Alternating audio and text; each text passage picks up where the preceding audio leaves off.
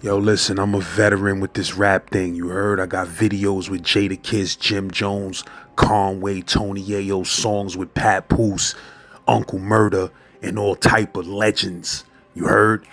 So if you want to collab with me, text me at that number right there and let's get it in. You heard? Collab and promo, one price. You heard? My promo game on this channel is vicious. You heard? Get at me, Z-Boy. Warning, this is the story of SPANK from ROCKWAY, who was convicted of shooting 4 police and killing 2.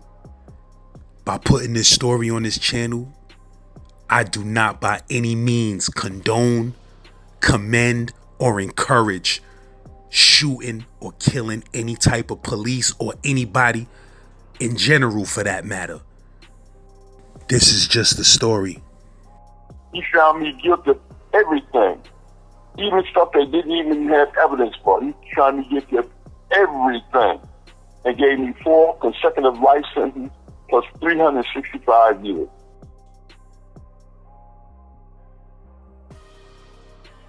The reason I'm putting the story out there, I want my kids to know that I didn't abandon them. Because some of my kids, they mad because I wasn't there for that when they grew up. I don't want them to think that I abandoned them at no time. I didn't have a choice. I did what I supposed to did. I done what any other person with common sense would have done. So I just want you to know that from the start. It's in the history books now. Because they took it from straight from the court record. I was walking down the street. I was going to, there's a place in Pennsylvania called Stroudsburg. I was walking to Stroudsburg from where I was at. Police, they rolled down on me with a black Jeep and a white car. Down from New York. Now, the white car is signify a security guard. I'm not getting arrested for a security guard, but they had guns. So the dude in the white car told the dude in the black Jeep to put him in the car. I'm saying, for what? What did I do? So the dude, I got a black and white Kangol on. The dude put his hand on top of my Kangol and threw me in the car. And look, if I was being arrested, they would have pat frisked me, they would have handcuffed me, they would have read me Miranda warrants, and they told me why they doing what they're doing. But no, what they did is just threw me in the car. So when I told the guy that was driving the white car, I said, where you taking me? He said, oh, we're going to take care of you. We're going to take care of you, nigga. I have never been called a nigger by a police at no time. I mean, even in New York City, I have never been called a nigger. And that didn't stand for that. So when he went to make the turn, he drove off. When he went to make the turn, I'm trying to figure out where you take me, we're going to take you. We're going to take you. As soon as he's about to say it again, that's when I pulled my gun out. Now look, if I had been arrested, they would have passed me and found my gun. If I had been arrested, they would have handcuffed me. If I had been arrested, they would have told me why they stopped me and read me Miranda warrants, and I could have felt at peace. But right now, I'm thinking these people taking me somewhere to kill me. This is the South. It's the first state of the South. I'm thinking if you take me somewhere to kill me, you ain't telling me where you going to let me out the car. When he didn't let me out the car, he made it. He smashed it to the Jersey. It's a Jersey bird right there. He smashed it to the Jersey bird. When he smashed it to the Jersey bird, the gun went off. And it was on. Because I'm not having you to take me nowhere to kill me. I'm not doing that. It's not. If anybody get hurt, I'm not going to be the only one get hurt. So when he got shot, the car just went crazy. The alarms start going off, and the lights start going wah, wah, wah, wah, wah. The lights start blinking. Police came from everywhere. I don't know where they come from. But this is a white car. Remember, I'm from New York City. The police in New York dressed in blue. This bad boy had on a white shirt and a gray pants. Like he was a security guard or something. I'm not having him. So anyway, so when they rolled down the car, the police tried to get inside the car. They couldn't get inside the car on the driver's side because it was locked against the Jersey bird. So they had to come on the passenger side and open the passenger side door, but the front door was locked. So they opened the back door. When they opened the back door, I put my foot out there, bad boy. And one police pushed me back in the car, other one's pulling me out the car. So one police reached all of us while we struggling, and opened up the front seat of the car. And he went inside the front seat. He said, "Oh no, you shot a cop." Now, if you already told me I just shot a cop, what am I supposed to do? Am I supposed to stop? No, because now I know you're going to kill me. I'm from New York City. I know you're going to kill me. So what I did is I made sure I outlived them bad boys. I shot one in the face, got up. When I got up, I told the dude, I got about 3 steps away from him. I said, "Listen, don't do it. Don't do it." And he still went for his gun. So instead of shooting him in the head or the face, I shot him through the arm. He dropped the gun, I took out running. When I took out running, they started chasing behind me. One dude had a flashlight, and the other dude had some keys. So I looked at the keys and the flashlight, and I seen them coming at me, guns drawn. I shot again, shot him in the face. And the other, one dude turned around and shot him in the back. So all in all, 4 police got shot. 1 got shot in the arm. Everybody else got shot in the head. And then the story begins. And I've been locked up ever since. Look at this. I've been down 37 years now. It's 36 years. I haven't had a parole hearing yet. Yeah, I haven't been seen by nobody yet.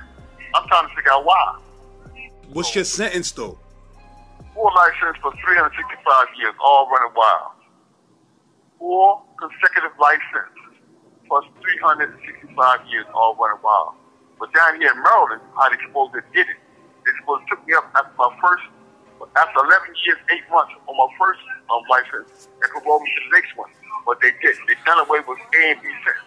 So when they done away with A and B sentence, they made everything one long, drawn out bit. So they tell me I got 36 in now. They told me I got to wait till the year 2137 before I'm eligible for parole. She also told me I got 67 years of good time. I got 67 years of good time. And all the time I got in, I got over 100 years. When I'm going to see somebody? Can't see nobody. Can't complain. And they made it so, they put up so many barriers that I can't get back to court no time soon without a good lawyer. I was walking down the street. If you read the book, the case, if you look at this, it's called Green versus State. 79, Maryland Appendix, page 506. That's in the law book. You can look that up. Again, it's Green versus State. 79, Maryland Appendix, page 506. That's where the case started. And all I have done was walk down the street. Because I was in an all-white neighborhood, they threw me the car. Just like they do out there in Nassau County, they went to extreme. They threw me in the car. Out there in Nassau County, they stopped. But no, with me, they threw me in the car. When they threw me in the car, I didn't know where they were going to take me to. I didn't know what they was planning on doing with me. But I know I wasn't going to be the only one hurt that night. I mean, there's a book out right now. If you want to read it's probably on the internet. You probably read it. It's called State versus Us. The lady who done the interview, she pulled up the law book. So if you look at State versus Us, there's a magazine with me in there, interview with me in there, and it'll tell you the whole story, the same story I just told you. In all, 4 got shot. 4 got shot. Over 250 police.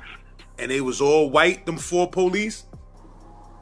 One out of all the police, his name was Washington. It was black. Everybody else was white.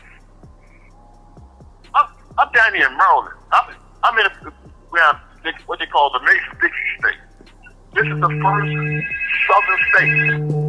I got busted directly across the street from a place called Rising Sun, which is the headquarters for the Ku Klux Klan for this coast. So, I mean, I didn't know that at the time, but I found out since I was arrested that this is the headquarters. So, I'm asking you a question. If I don't know your pigmentation. Yeah, I do know your pigmentation now. I know you're black because you just asked the bond. What would you do if some cops see you walking down the street, roll down on you, and threw you in the backseat of the car? Now, keep in mind that you got a big Mac Young 38 special on you. and they just throw you in the back of the car and take off driving with you. What would you do? What would you think? I mean, and this was what year again? 1986. Yeah, man, you know, 4 dudes threw me in the back of a car and they ain't want to tell me where we was going. I would start to believe that them dudes were some racist dudes that want to kill me. Look at this.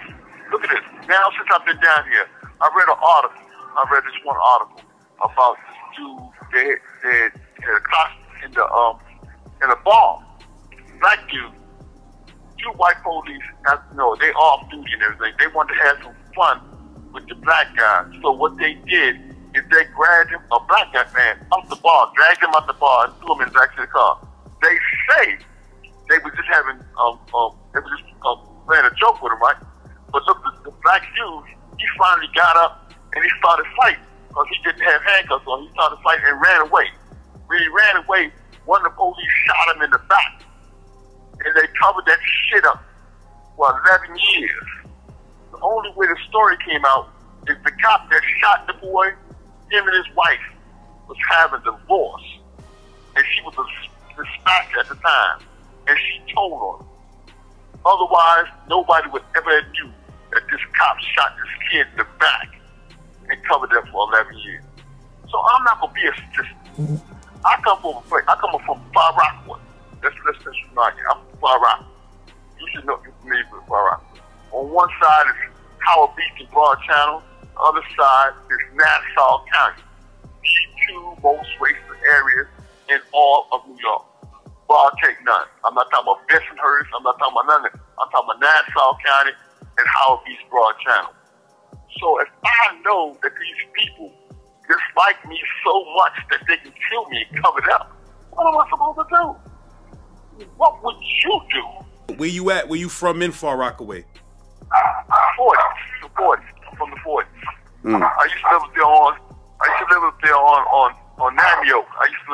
But I was primarily from the 40's. I used to live on Namio, right there outside of Nassau County. Right outside of Nassau County. So, here's where I'm at, right? I don't want my kids to think for 1 second that I didn't want to raise them. I didn't want to be there for them, right? My girl, I guess she's disillusioned. That's a good word. She got disillusioned back in '94, and I guess she got tired of, waiting for me to get out. So she dissed me for my kids. I couldn't get in contact with my kids no more because she didn't want to have a relationship no more. That's in '94. I didn't abandon my kids. I wanted my kids, man. But what can I do? I can't do nothing. And I respected it because she stood me for so long. How old was you when you caught that case? I just turned 27. Just turned. A matter of 2 months, 3 months. I just got out of prison. Out of prison earlier in New York. And I've only been on the street almost 6 months. I'm always was lock-in time? We got to lock in. All right, I can call back in 15 minutes if they turn this tablet on. I'll call back in 15 minutes. You hear me? All right, bet. All right. All right. I love you, Eric. All right, Peace. It was a manhunt when they was looking for you? Ain't no question. It's on in every paper. Ain't no question. 10 hours. They had over 250 police, squad, everything, helicopter, everything. 10 hours. I only got away with 10 hours because I didn't know the area. What you tried to do? What you tried to do after it happened? I tried to make sure I live. I tried to run. Green versus State. 79. Maryland Appendix. That's MD.APP. Page 506. Look that up. That's my whole case. It's already made the record books. And they made the record books because the next morning when they caught me, one of the police, this is the only police report that got shot in the arm. He said, I think it's him. In other words, he didn't even know me. Couldn't even identify me. He identified me for watching me on the news. Because that's how he went about identifying me. And that identification stuff. Normally, Anybody else, they would have threw out the identification. I could have fought like that. But the thing, this is how they got me. They got me because in that particular area, it was predominantly white. So the lawyers that represented me, they said that they thought they would stand a better chance by going to another jurisdiction. So what they did, they put in for a change of venue, which was granted immediately, and they moved me from Harford County to Anne Arundel County, which is the headquarters, which is the capital of Maryland. However, I didn't know that it was so racist. I didn't know that. So when it got me up here, this judge, on a 26-count indictment, plus 1 count on criminal information, he found me guilty of everything, even stuff they didn't even have evidence for. He found me guilty of everything and gave me 4 consecutive life sentences plus 365 years, which is astronomical, which is the only person in the state of Maryland who got more time than I did was a guy that had 15 life sentences. However, with him, they ran all this together, so he only had 1 license. So I had most time in the history of Maryland. And look at this, that's not the bad part. The bad part is after he sentenced me to everything, we had a second part, which was the death penalty case, which is a second trial. Instead of taking a jury, instead of taking a judge sentence, I took a jury sentence. The jury came back with the first impasse decision in the history of Maryland. The history. They said they couldn't find me guilty of murder, so they couldn't give me the death penalty. They tried. Now, if I took the judge sentence, I'd have got the death penalty. But the jury said they couldn't find me guilty of murder. So the judge gave me life instead of death penalty. Now, if I went with a jury trial, I probably would have been home because all I was doing was doing what comes natural. I was defending my life. I would have got away with self-defense. And you said they never cuffed you, right? Nope, never cuffed me, never pat frisked me. How'd I get a big Nakion 38 special in the car? A big, if you know anything about the guns, Nakion special is one of the biggest 38 made. It's up there with that 41. It's a huge gun. It's a huge, huge gun. So if they were police and if they was doing their job, they'd have passed frisked me, handcuffed me, and they'd have found the gun. Coming down with a cold. That's weed. Oh, I heard. I can respect that. Everything legal needs. And they lock me up and make everything legal. Ain't that a product? I heard that. But yeah. What else? What other questions you want to know? And the reason I'm telling you, I'm being as candid as I possibly could. I'm being more candid than I should. But before I die, I want my kids to know my story. Yeah, that's real. It gets no realer than that. So you said I'm getting old. You was in Attica before you caught that case? Yeah, I came home from Attica. And all the time I've been down, all the time I've been down, Attica is the only, I repeat, the only prison that made me feel apprehensive.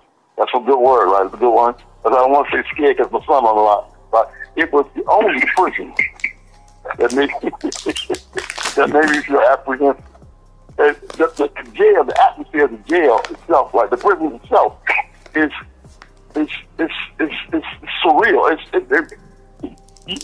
It makes you feel like you was in a haunted house and something is gonna happen, but you don't know when and you don't know what. It makes you feel so uncomfortable. That's what Attica is. But I've been to a whole lot of prisons in New York. In New York, you probably know this, right? You get a transfer every 3 months back then. And they had over 100 prisons in New York. So I did my share of hopping around. They don't do that no more. That's crazy. You said you used to get a transfer every 3 months in the maxes? You can't do that no more up there? Yeah, you can't just every 3 years or something now. Yeah, you can't just put in for a transfer. No. They you could put in for one, but they'll just string you along for years, and then eventually, like if you just do everything right, they'll give it to you. Oh, the way it was, right? The way it was, every 3 months you can put in for a transfer. You get to pick 3 jails, 3 prisons. You get to pick 3 prisons, and they'll give you one out of them 3. Every 3 months until you get somewhere you feel comfortable with. And that system was all right up there.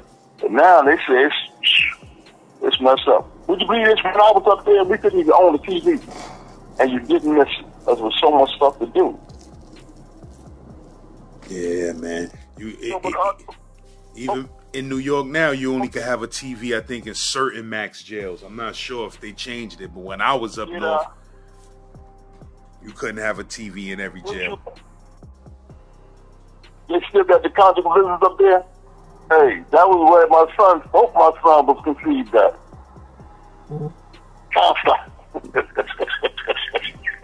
That's crazy. My man just came home from doing 25. He had 2 kids.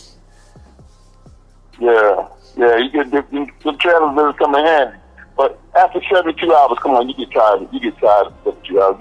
You done all you can do. You can't do no more. You gotta wait another 90 days. That's it. I can't do no more. Anyway, yeah, hey, but I done 6.5 up there, you know? And I was bouncing around. I went from Sing Sing to Downstate, because Sing Sing was the receiving joint one time. Then they made it Downstate. We opened up Downstate. From Downstate, I went to Comstock. From Comstock, I went to Otisville. From Otisville, I went to Mid-Orange. Mid-Orange, I went back to Comstock. Comstock, I went to Comstock Annex. Comstock Annex, I went to back to Mid-Orange. From Mid-Orange, I went to Arthurkill. From Arthurkill, I got into the shit with the guards and the Muslims. And I went up there to Attica. And that's where I came home from. You said you got into something at Arthurkill? Yeah, we got something big up there. We used to go to war. We had riots almost every motherfucking month up there, man. Shit, niggas was killed. People was dying to get to Arthurkill. Everybody was trying to get to Arthurkill. I don't even think that jail is open no more. I've been to Arthurkill too. It's over there in Staten Island, at the end of Arthurkill Road. Yep. I'm down with that. Everybody was saying that to me too before, that I would never see Arthurkill, and I would end up going there. Yeah, you was the luckiest dude in the world if you got in Arthurkill. But what happened in Arthurkill though? Okay. During Ramadan, we was fasting, and one of the Muslims, they wanted to play with me all the time. Like, you know, my name's Spank. I was somebody, right? So I didn't play them up for going a record like that. Right? So I told him to stop bullshit and get the fuck out the room, right? So he didn't want to get out of the room, so I picked his ass up and put him out the room. I put at a 4-man room, but he didn't belong there. I put him out the room because I was tired of hearing his mouth. So he wanted to fight. So okay, we're going to the shower.